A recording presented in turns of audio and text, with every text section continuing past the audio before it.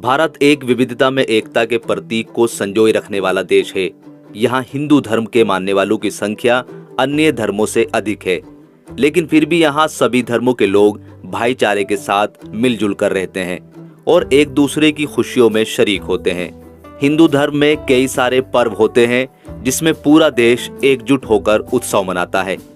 इसी प्रकार मुस्लिम समुदाय के लोग भी स्वतंत्रता पूर्वक बहुत से त्योहार मनाते हैं, जो हमारे राष्ट्र को खुशियों के रंग और आकर्षण से भर देता है। ऐसा दृश्य आपको किसी और देश में देखने को नहीं मिलेगा।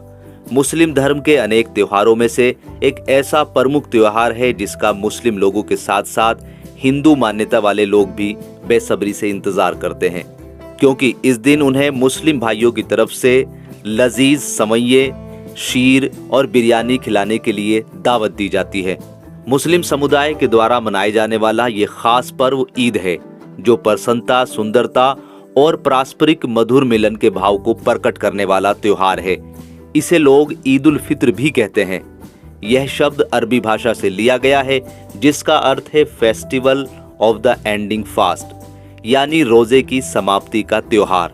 और ईद का मतलब है खुशी, आनंद, भोज और उत्सव मनाना, और फित्र का मतलब होता है रोजे की समाप्ति। फित्र शब्द का एक अन्य अर्थ और भी होता है, जो फितरा शब्द से निकलता है, जिसका अर्थ है दक्षिणा।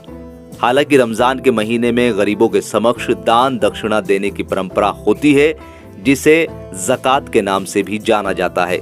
मुस्लिम लोगों का मानना है कि रमजान के महीने में रोजे रखने से उनकी आत्मा पवित्र होती है और इस दौरान नमाज और कुरान पढ़ने से उनके लिए नर्क के दरवाजे बंद होते हैं और जन्नत के दरवाजे खुल जाते हैं।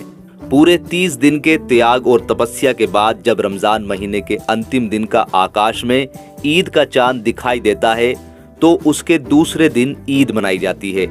ईद का त्योहार दुनिया भर के मुसलमानों का सबसे महत्वपूर्ण धार्मिक त्योहार है। यह त्योहार भारत सहित पूरी दुनिया में उल्लास के साथ मनाया जाता है। ईद सामाजिक तालमेल और मोहब्बत का मजबूत धागा है। यह त्योहार इस्लाम धर्म की परंपराओं का आईना है।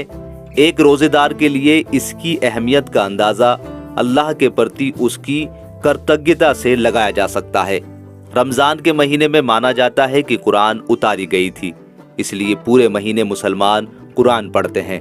आइए दोस्तों, अब आपको बताते हैं कि ईद क्यों मनाई जाती है। हिजरी कैलेंडर के अनुसार 10वें महीने यानी कि शव्वाल के पहले दिन इस त्योहार को पूरी दुनिया में मनाया जाता है।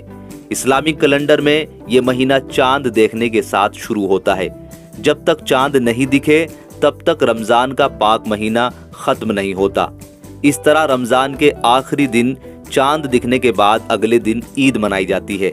अभी भी कई लोगों के मन में सवाल आ रहा होगा कि आखिर ईद क्यों मनाई जाती है, इसके पीछे की कहानी क्या है। आइए दोस्तों, इसको भी समझ लेते हैं। जिस तरह होली, दिवाली, दशहरा जैसे त्योहार मनाने के पीछे कोई ना कोई खास वजह होती है, इसी तरह ईद क्यों मनाते हैं, इसके पीछे भी एक खास वजह है।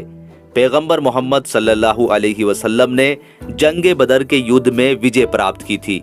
उनके विजयी होने की खुशी में सबका मुंह मीठा करवाया गया था। इसी दिन को मीठी ईद या ईद उल फित्र के रूप में भी माना जाता है। ऐसी मान्यता है कि 624 ईस्वी में पहला ईद उल फित्र मनाया गया था। पैगंबर मोहम्मद सल्लल्लाहु अलैहि वसल्लम ने बताया कि उत्सव मनाने के लिए अल्लाह ने कुरान शरीफ में पहले से ही 2 सबसे पवित्र दिन बताए हैं, जिन्हें ईद उल फित्र और ईद उल जुहा कहा गया है।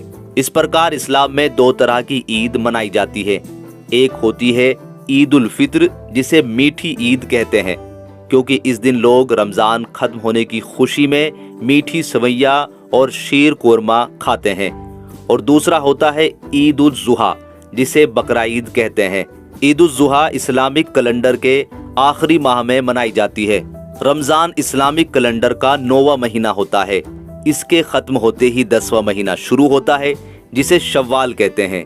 इस महीने की पहली चांद रात ईद की चांद रात होती है। इस चांद रात का इंतजार वर्ष भर खास वजह से होता है, क्योंकि इस रात को दिखने वाले चांद से ही इस्लाम में बड़े त्योहार ईद उल फित्र का ऐलान होता है। इस तरह से यह चांद ईद का पैगाम लाता है। इस चांद रात को अरफा कहा जाता है। ईद का चांद देखना बहुत अच्छा माना जाता है।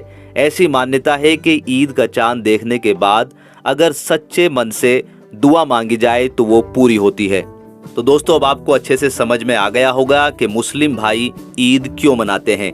ईद का त्योहार हमें यही शिक्षा देता है कि हमें मोहम्मद साहब के दिखाए गए रास्तों पर ही चलना चाहिए और उनकी शिक्षाओं का पालन करते हुए किसी भी व्यक्ति के साथ भेदभाव नहीं करना चाहिए। परंपराओं के अनुसार ईद उल फित्र शव्वाल के पहले दिन होती है, क्योंकि रमजान इस साल 23 अप्रैल को शुरू हुआ था। इसलिए ईद उल फित्र कल यानी 14 मई को हिंदुस्तान में मनाई जाएगी। आप सभी को हमारी ओर से ईद की मुबारकबाद।